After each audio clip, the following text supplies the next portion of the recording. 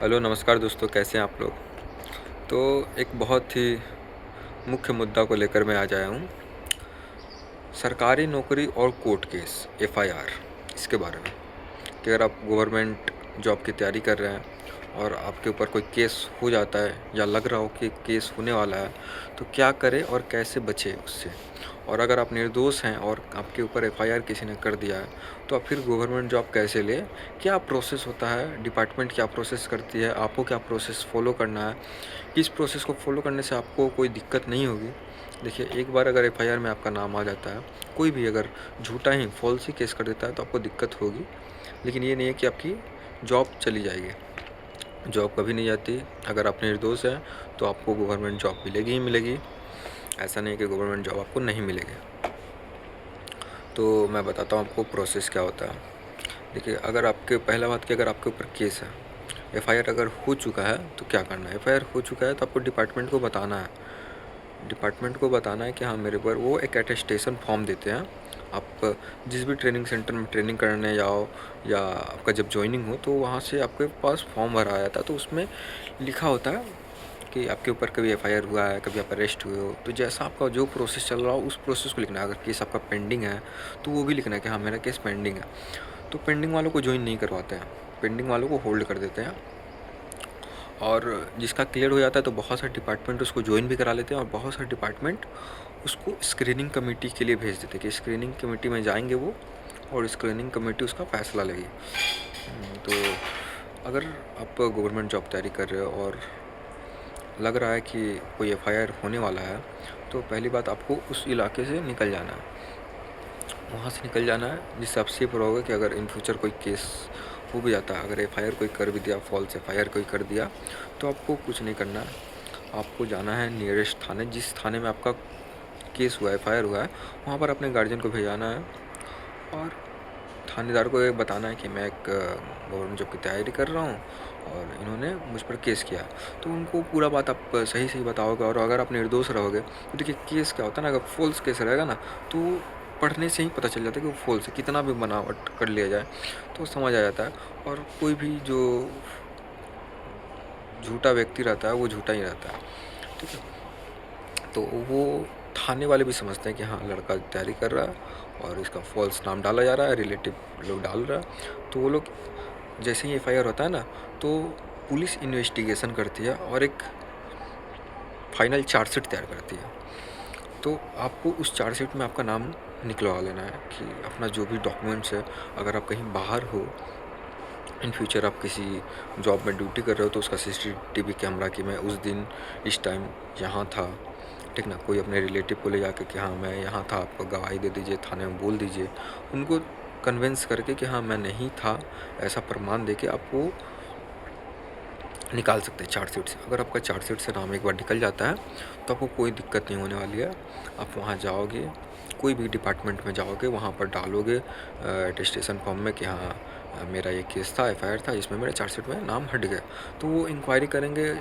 कोई कोई डिपार्टमेंट 1 महीने में ज्वाइनिंग करा देता है, कोई कोई साथ साथ ज्वाइनिंग करा देता है, डिपार्टमेंट टू डिपार्टमेंट। अगर सीआईएसएफ में अगर आपका ज्वाइनिंग है तो आपका 6 महीने साल भर भी लग जाते हैं इंक्वायरी करने में। लेकिन अगर आपका चार्जशीट से नाम हट चुका है तो अवतार सिंह केस के अनुसार, जो हाई कोर्ट में गई थी, उसके अनुसार आपको ज्वाइनिंग देना ही है। क्योंकि देखिए, आप निर्दोष हैं तो निर्दोष को क्यों नहीं आपको गवर्नमेंट जॉब दोगे। ये हो गया।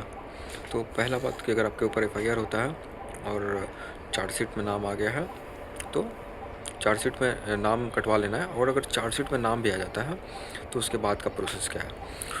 उसके बाद भी क्या है कि वहाँ पर आप अटेस्टेशन फॉर्म में आपको साथ साथ बताना है। और अगर आपका केस पेंडिंग है तो आपको पहली बात कि समझौता नहीं करना है। आपको केस में समझौता नहीं करना है। एक होता है कि समझौता कर लिए एक दूसरे से और केस को रफा दफा कर दिए। बहुत सारे लड़के ये गलती करते हैं, ये गलती आपको नहीं करनी है। देखिए, कोई भी केस हो, अगर आप निर्दोष हैं तो आप उस केस को लड़िए और बाइज्जत बरी, एक्विटल। ये एक्विटल छोटा सा शब्द नहीं है, ये गवर्नमेंट जॉब वालों के लिए एक बहुत बड़ा शब्द है। क्योंकि अगर आप एक्विटल होते हो गवर्नमेंट जॉब में, तो सरकार चाहे डिपार्टमेंट ये मानती है कि हाँ, आप निर्दोष थे, पूरे बाइज्जत बरी हो। और अगर आप समझौता किए हो तो डिपार्टमेंट को शक होता है कि आप कुछ पैसा देके, क्योंकि जो एफआईआर होता है, मान लो एफआईआर में लिखा हुआ है कि हाथ किसी का टूट गया, आप मारपीट किए और हाथ टूट गया और आप उसके बाद समझौता कर लिए, तो मतलब कुछ तो हुआ था ना। तो इस बिना पे, मतलब डाउट के बिना पे भी आपको रोका जा सकता है। तो आपको पहला बार समझौता नहीं करना है, आपको लड़ना है, केस को लड़ना है। देखिए, अगर आप निर्दोष हैं ना और केस को लड़ते हैं, जो पार्टी के ऊपर केस हुआ रहता है ना, अगर वो चाहे तो केस को जल्दी ख़त्म कर सकती है। क्योंकि देखिए, करना क्या है कि पहले एफआईआर हुआ, फिर चार्जशीट फाइल हुई। एफआईआर और चार्जशीट फाइल होने के बाद कोर्ट में केस चला जाता है। आपको कोर्ट में केस जाके लड़ना होता है। तो पहला हियरिंग में एक फर्स्ट हियरिंग होता है, जिसमें आपको वहाँ पर जाकर हाजिर होना पड़ता है और वहाँ बोलना पड़ता है कि मैं निर्दोष हूँ, मैं केस लड़ना चाहता हूँ। आपकी केस चली जाती है। तो जब जाएँ तो आप जज से या क्लर्क से बता दीजिए बात कि देखिए, मैं गवर्नमेंट जॉब की तैयारी कर रहा हूँ, मेरे ऊपर फॉल्स केस है, इसको मुझे जल्द से जल्द ख़त्म करना है, मेरी जॉइनिंग आने वाली है या मेरी जॉइनिंग आ चुकी है या मैं तैयारी करता हूँ। तो वो लोग ये बात समझ के आपकी जो डेट है वो जल्दी देंगे। तो दूसरी हेयरिंग में क्या होगा कि जब चार्जशीट होता है ना, चार्जशीट में एक पुलिस का बयान होता है कि पुलिस देखता है कि हाँ, कि ये आदमी मेंशन है, ये कांड हुआ है और इस पे ये धारा लगी है, वो मेंशन करता है और गवाह जो होता है गवाही देता है।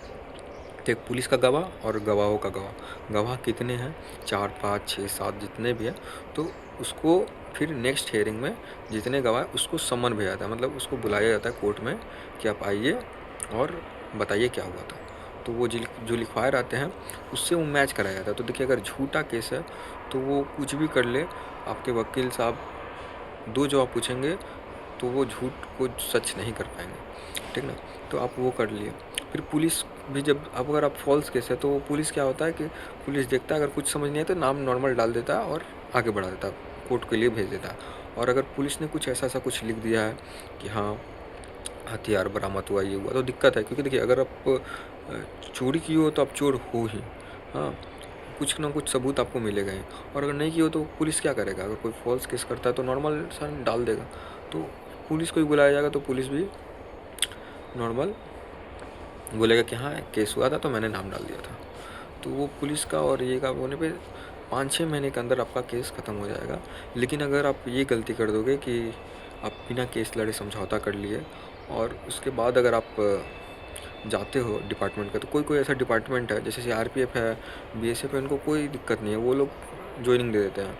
केस आपका ख़त्म हो गया, बस केस ख़त्म होना चाहिए, उसमें भी आपको ज्वाइनिंग दे देते हैं। कभी कभी ऐसा भी होता है कि आपका केस पेंडिंग भी है, फिर भी आपको ज्वाइनिंग दे देते हैं, बोलते हैं कि इसको ख़त्म करवा लो। लेकिन सीआईएसएफ में ऐसा नहीं है। सीआईएसएफ में आपको केस ख़त्म करना है और वो भी बाइज्जत बरी होकर ख़त्म करना है, इक्विटल होकर। केस को आपको लड़के ख़त्म करना है या आपको थाने से चार्जशीट में नाम हटवा लेना है। तो ये हो गया।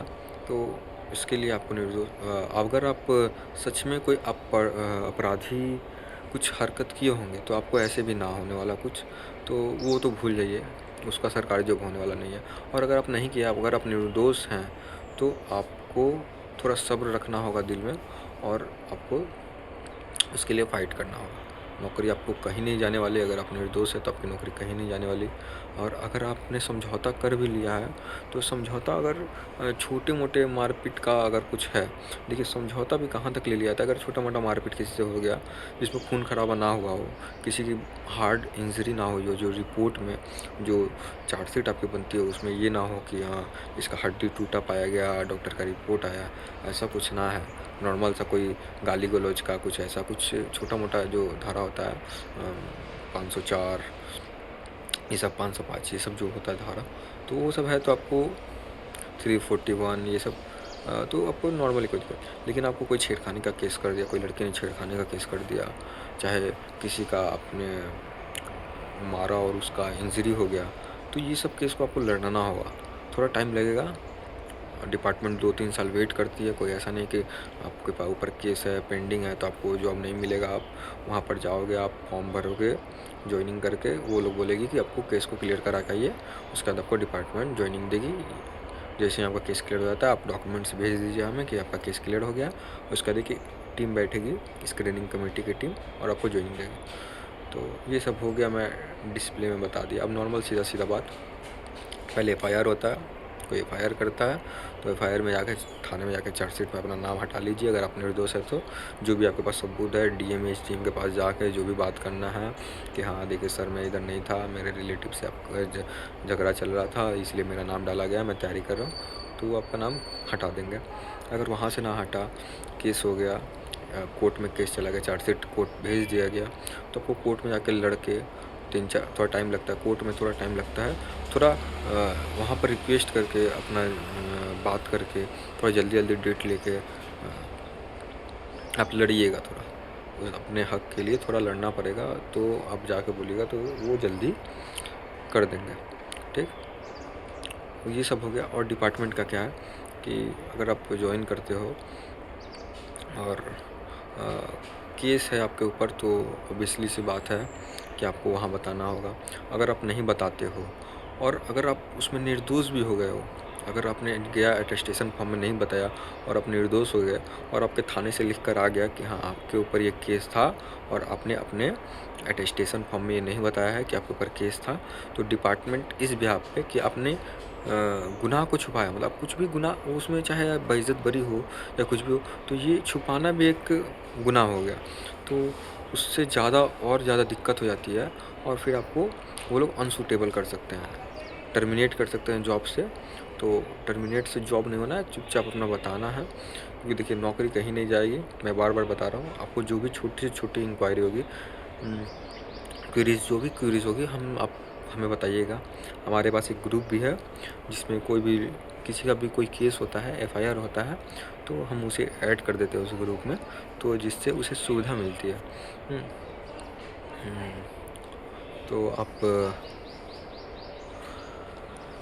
ये रही, और भी जो भी दिक्कत है आपको, मैं धीरे-धीरे इसके एफआईआर के मुद्दे को धीरे-धीरे मतलब हर टॉपिक बाय टॉपिक करके बनाता रहूँगा और डालता रहूँगा। तब तक के लिए जय हिंद, जय भारत।